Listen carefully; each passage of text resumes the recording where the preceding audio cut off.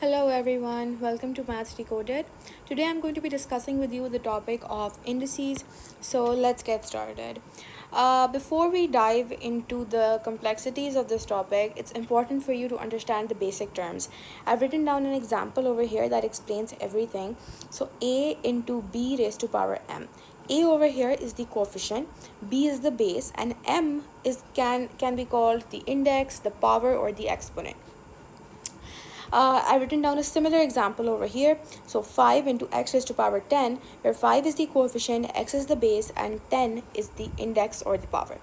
The coefficient is basically something that comes before this entire thing. It can be an integer, it can be anything. Now we need to understand a few rules in order for us to be able to solve a few questions related to this topic. So let's have a look at rule number one. Rule number one basically has same bases with different powers that are being multiplied. So a raised to power m into a raised to power n. You can see that it has the same base, a, but the powers are different. You have m and you have n. In this case, you will write down a and then you will add up both the powers. Let's take it into a practical example. So x raised to power 9 multiplied by x raised to power 5. I'm going to write down x and then I'm going to add up both of the powers. So that's going to leave me with x raised to power 14. Moving on to rule number 2, it has the same bases with different powers that are now being divided instead of being multiplied. First we had multiplied, now we have divided. In this case, you're going to write down a raised to power m and a raised to power n like this on top of each other, and then you're going to subtract the powers. So m minus n. Let's have a look at another example. X raised to power 9 divided by x raised to power 5. So write them in this format and you subtract both the powers. 9 minus 5, and that's going to give you x raised to power 4. Moving on to rule number 3. Rule number 3 basically says that a power on top of a power can't multiply. So let's have a look at this. A raised to power m raised to power n. So m and n can basically multiply with each other in this case, and that is what I've written down over here. Let's have a look at another example. X raised to power 5 raised to power 2. So 5 and 2 can multiply to give you 10, and you can write it down as x raised to power 10. I hope that makes sense. Moving on to rule number 4. Rule number 4 says different bases with the same powers being multiplied. So now your bases are no longer the same. In rule number 1, we had the same bases, but over here we have different bases. There's a and there's b, but the powers are the same. So either the bases are going to be the same, either the powers are going to be the same, and that's how you'll work around the questions. In this case, the bases are same, bases are different. So you'll write down a and b inside a bracket and you'll raise them to the same power, which was m. As simple as that.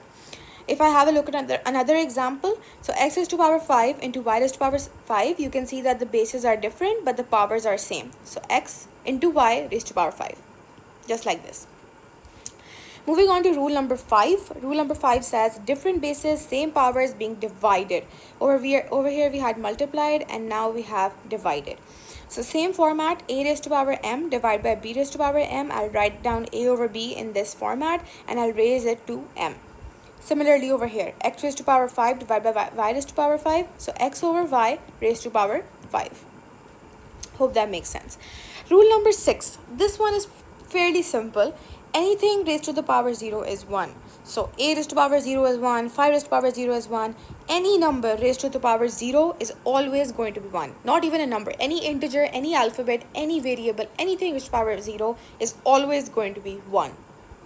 Rule number 7. Rule number 7 says anything raised to the power 1 is the same answer that it was originally. So let's say a raised to the power 1 is going to be a. 5 raised to the power 1 is going to be 5. 100 raised to the power 1 is going to be 100. I can even say that 10,000 raised to the power 1 is going to be 10,000. So it's going to be the same answer that it was before. Now rule number 8. Rule number 8 is a slightly tricky concept because it's very oftenly tested in your exams. Let's say I write down 7 raised to the power 4, 5 raised to the power 2, 4 raised to the power 3. I can see that the power in this case is 4. The power in this case is 2. The power in this case is 3. What is going to be the power when I write down just 5? When we write down a number like this, it is understood that the power is 1. We don't write it down like that, but it's an understood fact that the power over here is 1. Now you can see that all of these are basically positive powers. All of these are positive powers. You have 4, you have 2, you have 3, you have 1. These all are positive powers. What if I write them down as negative powers now? So 7 raised to power minus 4, 5 raised to power minus 2, minus 3, minus 1. Now what will happen? You can basically express these numbers in other forms as well. If I divide this entire expression by 1, this negative 4 will become positive, just like this. So I divided this entire expression by 1, and the only difference was that this minus 4 became positive 4, because it's easier to work around with positive powers, and this is the best way to make the negative power a positive power. Just like in this case as well, I divided this entire expression by 1 and this negative 2 became positive 2. I divided this entire expression by 1, this negative 3 became positive 3. And similarly over here, negative 1 became positive 1. And this also means that if I have written 1 over 6, you can write it down as 6 raised to power negative 1. These are equivalent expressions. Moving on to rule number 9. Rule number 9 is also a slightly tricky concept, so I need your attention over here. It's discussing rationals. Now let me explain what that means. Let's say I tell you to write down the square root of 4. You're just going to draw a square root sign around 4, and you're going to give me the answer that is 2.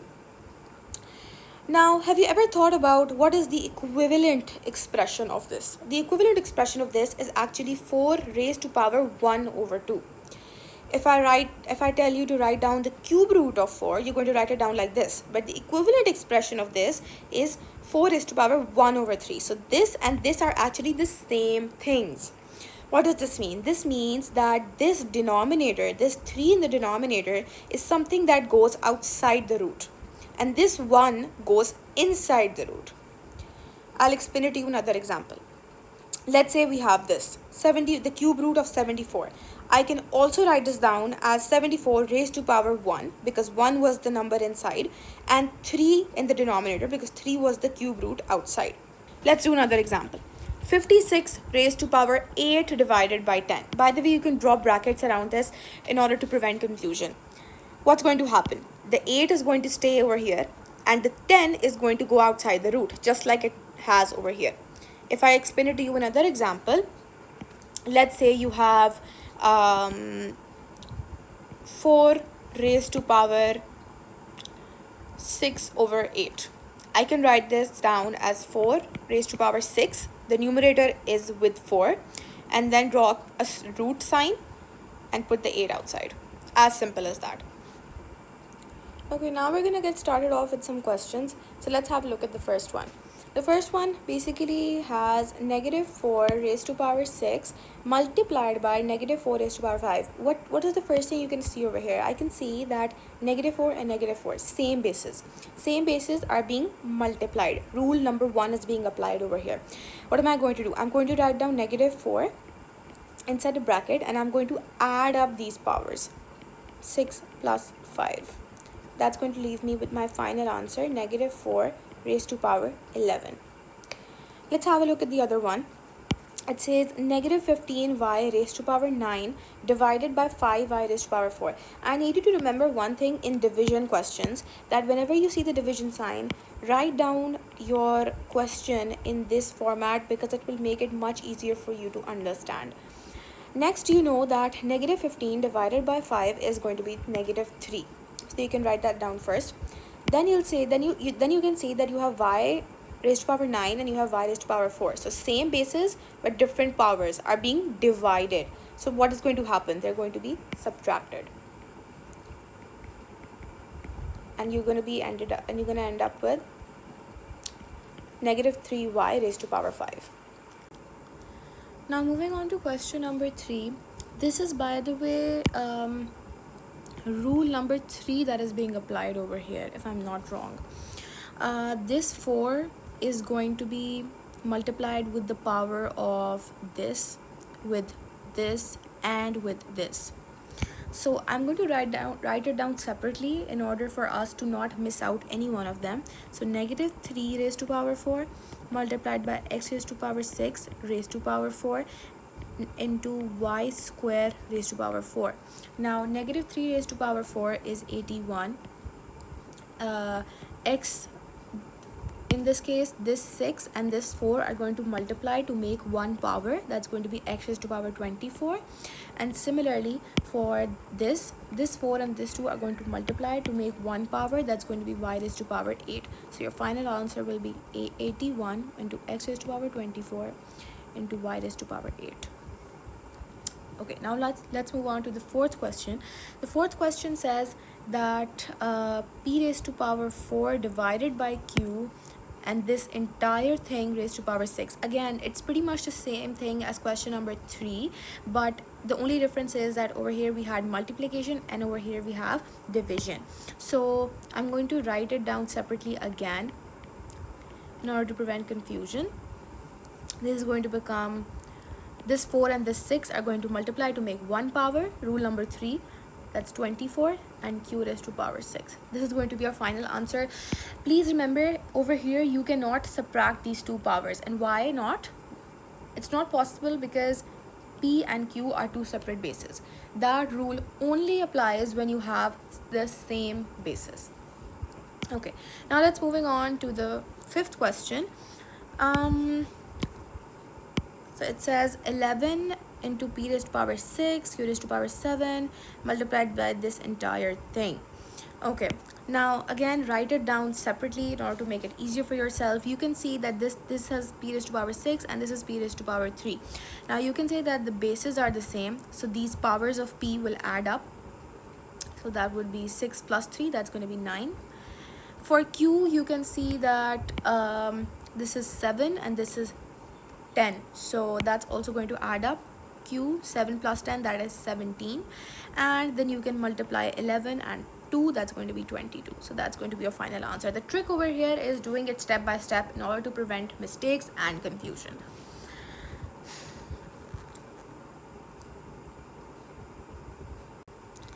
Okay, now moving on to question number 5. This is again a division question, but in this question you can see that this expression over here is not simplified because it has another power on top of it. So I'd recommend that you first simplify this and then you divide these two expressions together. So I'm first going to clear up this negative 2 g cube h square raised to power 3. So you will say you will have negative 2 raised to power 3 g cube raised to power 3 and h square raised to power 3.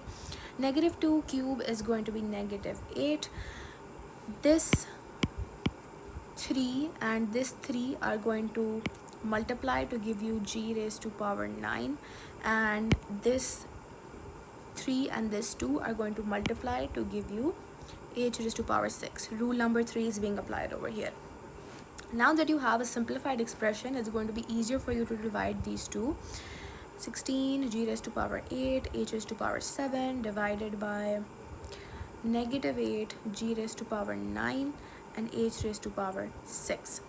Okay, now I know that 16 divided by negative 8, that's pretty simple, that's going to be negative 2. This 8 is going to move down to become 9 minus 8.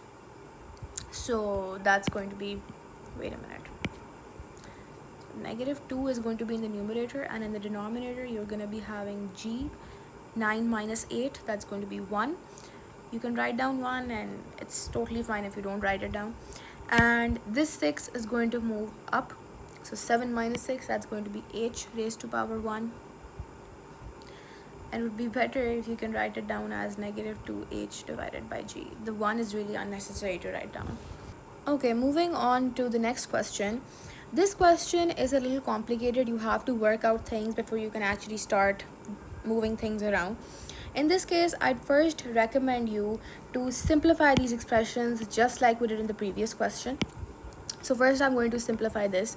So this is going to become g, this 6 and this 2 is going to multiply, that's going to be 12.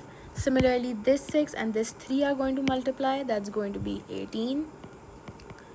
Now I'm going to simplify this expression. This is going to become, so negative 3 raised to power 3 is going to be negative 27. Then this 5 and this 3 are going to multiply, that's going to be 15 divided by this 2 raised to power 3 is going to be 8, and then this 2 and this 3 are going to multiply to make a power of 6. Now you can see that there is a division sign in the middle. How am I going to get rid of this? I can get rid of this by doing a negative reciprocal. I hope you know about that. So basically, if I have an expression, to give you another example, if I have 1 over 2 divided by 3 over 4, I'm pretty sure you all will be aware that you can write it down like 1 over 2 multiplied by 4 over 3. So I flipped these values. This is called a reciprocal. The same concept I'm going to apply over here. I'm going to say that g over 12 divided by h over 18 multiplied by, so that I'm changing the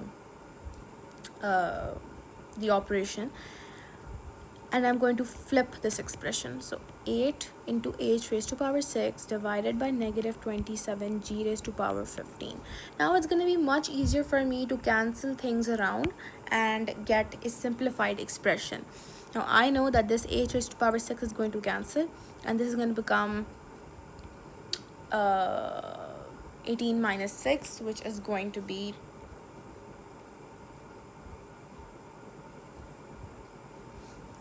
12. Similarly, this g raised to power 12 is going to cancel, and this 15 is going to become 15 minus 12. That's going to be 3. Basic algebra. And this is going to leave you with 8 divided by negative 27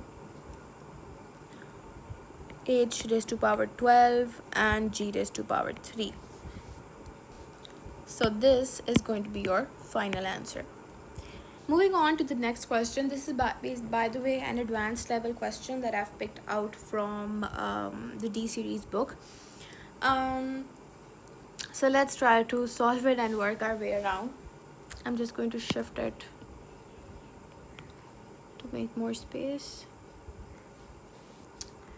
Alright, so first of all, as I've been doing in the previous questions as well, try to simplify stuff like this in order to make it easier for yourself. So I'm just going to rewrite the fraction above. This square is going to be on 2, it's going to be on x, and it's going to be on y as well. So 2 square is 4, x with the square will become x square, and y square raised to power 2 will become y raised to the power 4 multiplied by again this square will come on 4, it will come on x square, and it will come on y square. That's going to leave me with 4 square, which is 16. This 2 and this 2 will multiply. Rule number 3 is being applied, and this 2 and this 2 will again multiply. Then I'm going to simplify this expression. So this square will come on 3, it will come on x, and it will come on y. So 3 square is 9, x square and y square. Now you can see that I have a much simpler expression in front of me. The first thing I can do is that I can simplify these expressions, but even before doing that, it's better to cancel out these powers. So I'm gonna take a different colored pen. You can see that this y raised to power 4 and this y raised to power 4 are going to cancel out. Similarly, I can see that this x square is going to subtract with this to become 2. And then you can say that this x square and this x square are going to cancel out. Similarly, you can see that this y square will cancel with this, and this will be left with 2. And is there anything left? I think everything is cancelled out now. So this will leave you with 8 x raised to power 8 into 16 divided by 4 into 9.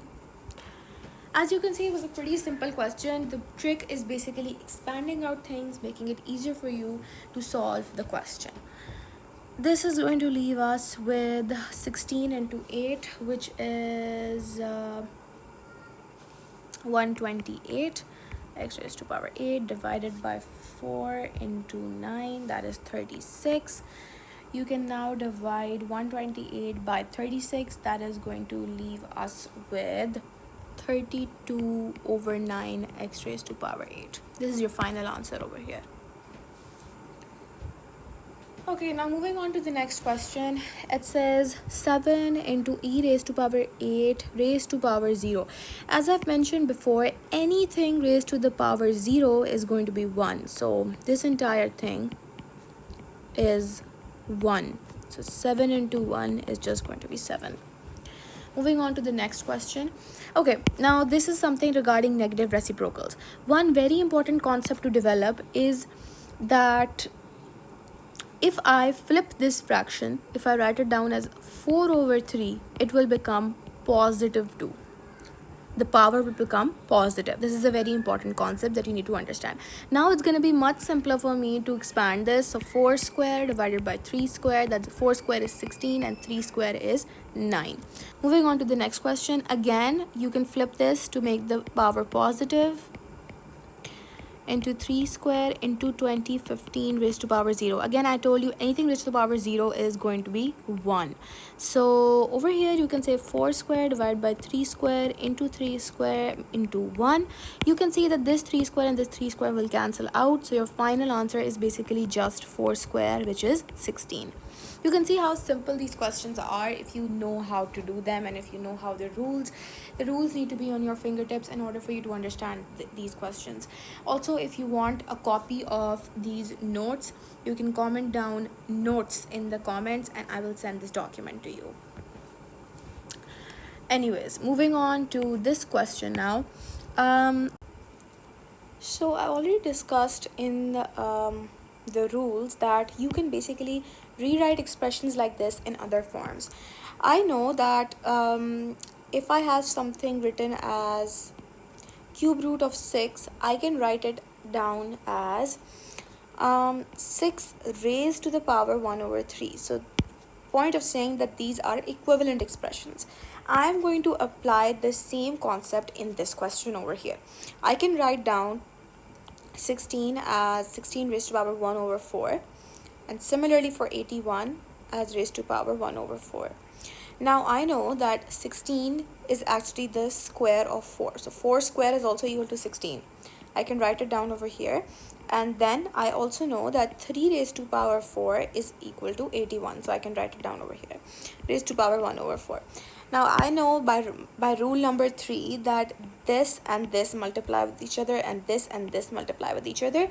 So I'm basically going to do some cancelling out. This cancels out with 4 and leaves you with 2, and this 4 and 4 cancel out. This is going to leave you with 4 raised to power 1 over 2 divided by 3. And this is going to be square root of 4 divided by 3, which is going to be 2 over 3, which is your final answer.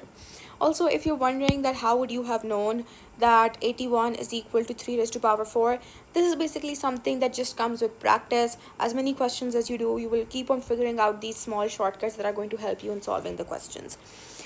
Anyways, moving on to the next question. I already told you before that whenever you have a question like this, dividing it by 1 will make the negative power turn into positive. So that's what I'm going to do over here as well. I'm going to divide this with 1. And now I also know that 8 is equal to the cube of 2. So I'm going to replace it with that. Oh my bad, it turns positive over here. And then this 3 and 3 is going to cancel out. So that's going to just leave you with 1 over 2 raised to power 5.